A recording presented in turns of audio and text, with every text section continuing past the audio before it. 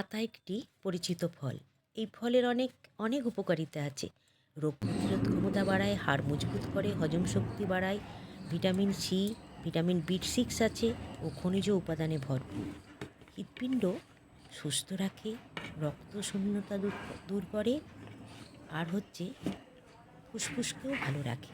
সুতরাং আতা দামও খুব একটা বেশি নয়। সুতরাং আতা যখনই পাওয়া যায় তখনই কিনে একটা করে খাও।